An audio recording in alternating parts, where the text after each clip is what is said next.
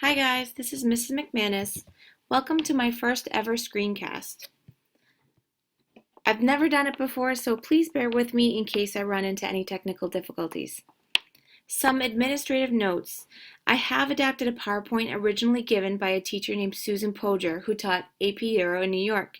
I have added on to the PowerPoint to include some more details, but I'd still like to give credit to her.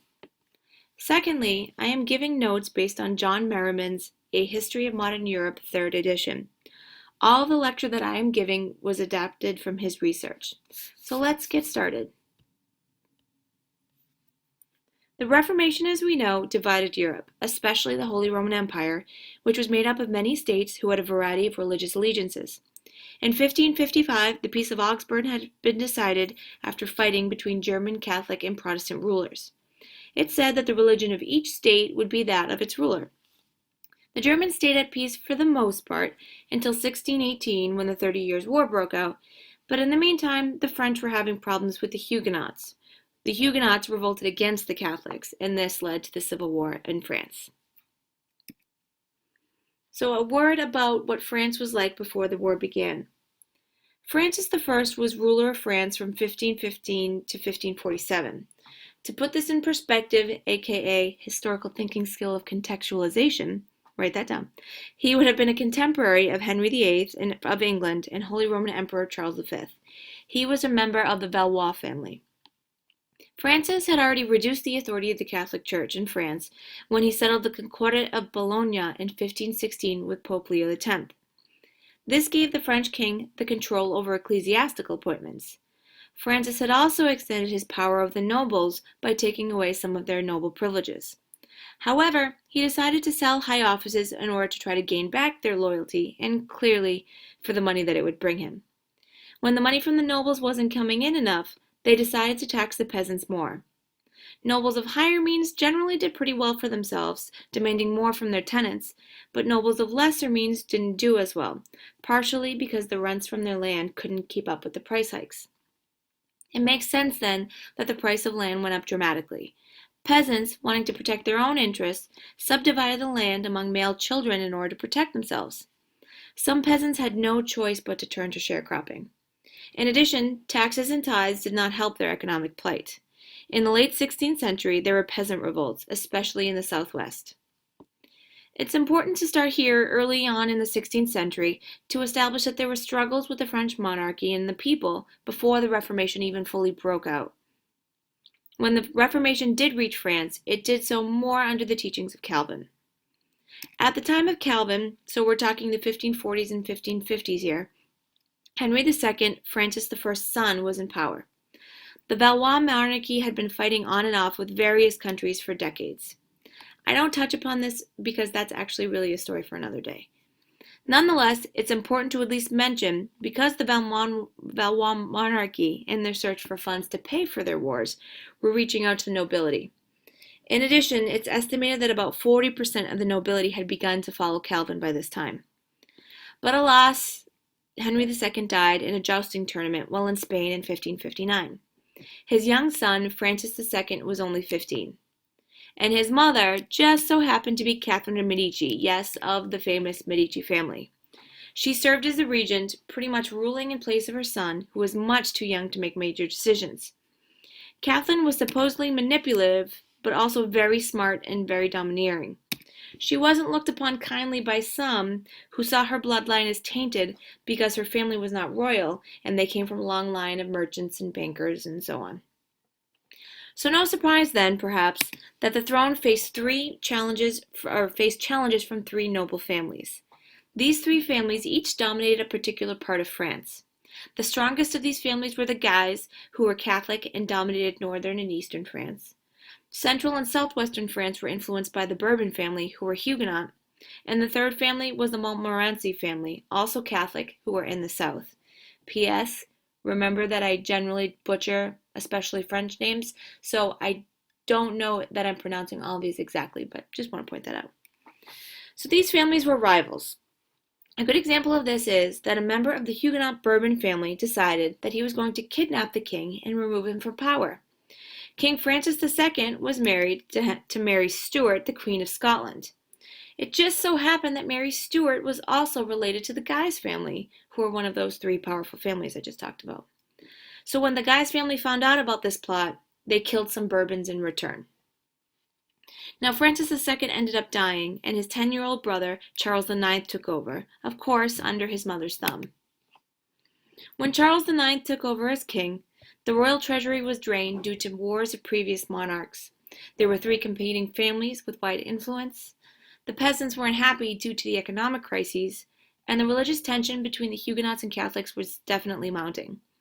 The Huguenots took advantage of this time of uncertainty and started asserting their authority even more. They trashed Catholic cemeteries, desecrated churches, destroyed stained glass windows, and threw mud on Catholic statues. Catholics, in return, started killing Huguenots. Clearly, things were just getting out of control. So 1562 marked the first date of the religious war, and you'll see what I mean by first date later. The Catholic Duke of Guise, another Francis it so happens, commanded that any Huguenot who worshipped on his land must be killed. According to Merriman, one example of this is, quote, in the southwestern town of Toulouse, more than 3,000 people were killed in the fighting. The bodies of Protestants were tossed into the river, and their neighborhoods were burned as part of a purification.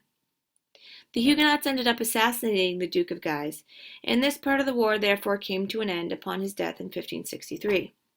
The monarchy, trying to reconcile slightly, issued an edict that said that the Huguenots were allowed to worship in one town within each region, in addition to areas that had already established a congregation.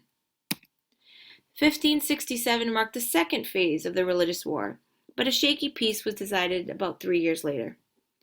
By 1572, they realized that they needed something else to bring peace to the country.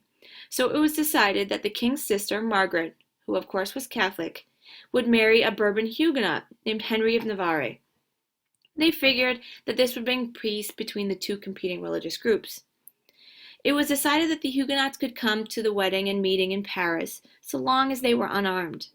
But the king had advisors from the Guise family, who of course were one of the rivals of the Huguenots, and so the Guise family advised the king that they should attack the Huguenots to prevent uprisings against the monarchy. So, on August 24th of 1572, Catholic assassins murdered Huguenot leaders. This came to be known as the St. Bartholomew's Day Massacre. According to Merriman, quote, for 6 days, Catholic mobs stormed through the streets, killing more than 2,000 Protestants. Outside of Paris, another 10,000 Protestants perished. 2 years later, though, more problems arose when King Charles IX died and his sickly brother Henry III came to the throne. Henry was facing not only political and religious issues, but economic ones as well, what with a few years of bad harvests. He didn't have a lot of support within his own court, and a group of moderate Catholics wanted to end the bloodshed. They wanted to win support of moderate Huguenots specifically. So in 1576, Henry III allowed some concessions so that Huguenots could practice their religion.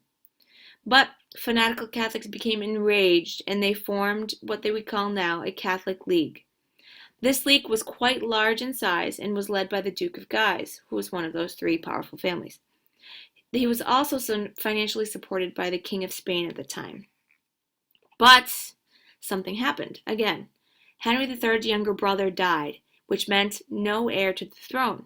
So who would be heir? Well, technically, this would mean that Henry of Navarre, who was married to the king's sister, would become heir. And Henry of Navarre is Protestant, so of course the Catholics are not going to like that at all. Henry had changed faiths, converting and reconverting to Catholicism and Calvinism many times. When he became heir to the throne in 1584, he was Protestant at that time. So, to confuse you even more, we now have at hand a struggle of the three Henrys.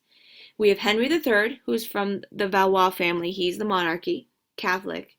We have Henry of Navarre from the Bourbon family, who's married to the king's sister in order to achieve the peace between the two religions. And we have Henry, the Duke of Guise. So King Henry III, who had previously been allied with his brother-in-law, decided to turn against him and allied himself instead with the Duke of Guise. Henry of Navarre, now on his own, fought against the other two Henrys, who had the support of the Catholic League. Now, there's a lot of details that I'm going to leave out, but suffice it to say, the Duke of Guise in turn turns against the king. There's a rebellion, and lots of chaos ensues. So now we're in December of 1588. King Henry III had Henry, the Duke of Guise, assassinated. This led to the Catholic League outright revolting against the king, even though the king is Catholic. Now we have Catholics fighting Catholics, as well as Catholics fighting Huguenots. Due to the craziness that ensued, the king felt that he had to make an alliance with Henry of Navarre against the Catholic League. But alas, King Henry III is assassinated in 1589 by a Catholic monk, which meant that Henry of Navarre, who was heir to the throne and a Protestant, was now king. The Catholic League was going to have none of this, because they had another candidate in mind, and had decided years before that he would become king upon the death of King Henry III. So they fight against Henry of Navarre in 1589 and then again in 1590, losing both times. Henry of Navarre lay siege to Paris, which at this point is starving. The Spanish army had come in to try to help Paris on behalf of the Catholics, and this helped Henry of Navarre gain further support from moderate Catholics because they didn't like the Spaniards intervening in their own business. When the Catholic League's candidate for king ended up dying, the Spanish king tried even to step in and proclaim a Spanish heir to the throne, which of course didn't put the Catholic Spaniards in any more favor with the French. Astonishingly, or perhaps not, Henry of Navarre decided to switch and reconvert back to Catholicism. Now, honestly, this is perhaps his second or third time converting and reconverting. I've totally lost count. But perhaps this was good politics, because after his coronation, Paris surrendered rather easily. Thus, we now have the first Bourbon king in France. The Pope, who had excommunicated Henry twice already, decided that he would become a member of the Church again. Henry declared war on Spain in 1595, thinking that he would gain support of the French, and he defeated them in the region of Burgundy. So, by 1598, the Catholic League had officially stopped fighting. The same year, the Edict of Nantes made Catholicism official in France. According to Merriman, quote, it also granted the nation's 2 million Protestants and a population of about 18.5 million the right to worship at home, hold religious services, and establish schools in specified towns, almost all of the southwest and west, and to maintain a number of fortified towns. The Edict of Nantes also established chambers in the provincial parliaments, or law courts dominated by nobles, to judge the cases of Protestants. So that is part 1 of the religious wars of Europe that goes along with chapter 15 in your textbook. I hope that you enjoy the screencast so that you can pause it, take notes as you would like, and also go back and rewatch it for review. Stay tuned for part 2 of the religious wars in Europe, which is the 30 Years' War.